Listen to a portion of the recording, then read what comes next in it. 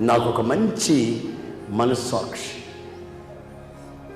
కొందరి జీవితాల్లో ఈ మంచి మనస్సాక్షికి ప్రతిగా ఏముందో తెలిసినా,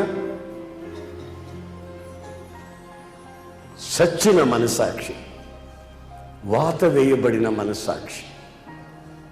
మనస్సాక్షి వాత వేయబడిపోయిందనుకో, ఏమంటే ఆ వాత వేయబడిన దగ్గర ఎంత పొడిచినా నీకు సురుకో ఉండదు. వెస్ట్ గోదావరిలో కోళ్ల పందాలు పెట్టారు. ఒకడు ఏం చేశాడు, మామూలుగా తెలివిగలవాడు, ఏం చేశాడు, ఒక కోడిని పెంచి, బెర్స్కోడిని, పందెపు కోడిని. చిన్నప్పుడు నేను ఈ కోళ్ళ పందాల్లో తిరిగేవాడినిలే. నాకు మహా సరదాగా ఉండేది.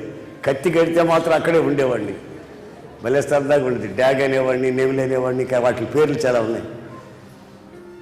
వాడు ఏం చేశాడు, ఈ పందాలు చేసే ఒక వ్యక్తి వాడు కోడిని కొని, ఎదర కోడి వచ్చి కొట్టినప్పుడు దీన్ని ఇది పారిపోకుండా ఉండేటట్లు ఒళ్ళంతా కాయగాసిపోయేటట్టు రోజు ఒళ్ళంతా సూదులతో పొడిచి ఒళ్ళంతా కాయగాసిపోయేటట్టు చేసి పెట్టుకున్నాడు. మహా తెలివిగలవాడు. సరే, పందెం వచ్చింది.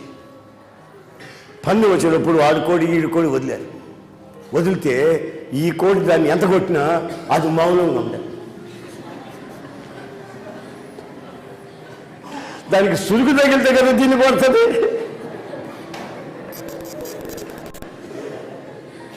దీనికి ఏమాత్రం సురుకు తగిలినా దాన్ని కొట్టేది. దీనికి సురుకు, దానికి సురుకు లేకుండా వాడు కాయకి కాసిపోయేటట్టు పొడిచి వాళ్ళంతా కాయ కాసిపోయాయి. ఇక అది కొట్టి దీన్ని చంపేసింది. అది ఎగిరి దెబ్బలు వేసింది, ఇది చచ్చిపోయింది. దీని ఒళ్ళు కాయ కాసిపోయింది, కొందరి మనస్సాక్షి కూడా కాయ కాసిపోయింది. ఇప్పుడు నేను ఎంతన్నా చెప్పు,